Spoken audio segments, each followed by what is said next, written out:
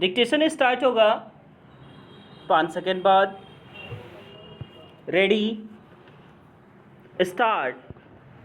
4 राज्यों असम, पश्चिम बंगाल, केरल, तमिलनाडु और केंद्र शासित प्रदेश पुदुचेरी के विधानसभा चुनाव की घोषणा के साथ ही यह प्रश्न सतह पर आ गया कि इन राज्यों के नतीजे राष्ट्रीय राजनीति को क्या दिशा प्रदान करेंगे।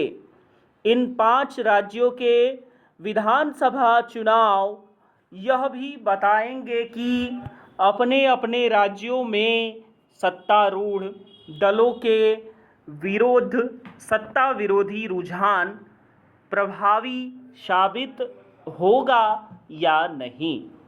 यह बहुत कुछ राज्य सरकारों के कामकाज के प्रति आम जनता के रवैये पर निर्भर करेगा।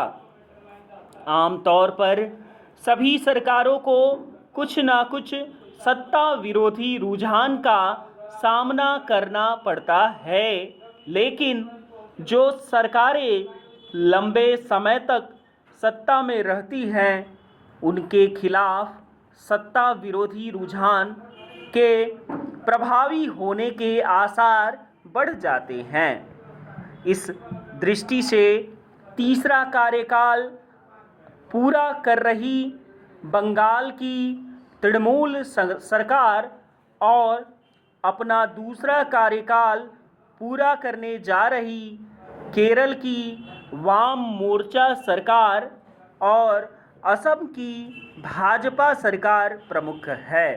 इन सभी राज्यों के विधानसभा चुनाव क्षेत्रीय एवं राष्ट्रीय राजनीतिक दलों की भी परीक्षा लेंगे। इनमें प्रमुख हैं भाजपा एवं कांग्रेस। वैसे तो केरल में वाम मोर्चे की सरकार का नेतृत्व कर रही मार्क्सवादी कम्युनिस्ट पार्टी भी राष्ट्रीय दल है, लेकिन उसकी हैसियत क्षेत्रीय दल सरीखी रह गई है। Paragraph change.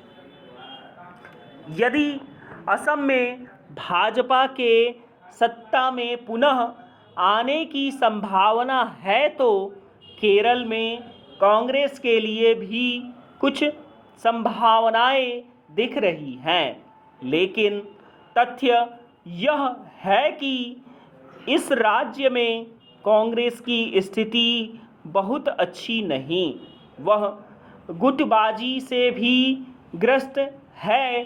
कांग्रेस असम में भी भाजपा को चुनौती देने का प्रयत्न करेगी, लेकिन यहाँ भी उसकी हालत कोई बहुत अच्छी नहीं। अभी हाल में उसके एक प्रमुख नेता भाजपा में शामिल हो गए।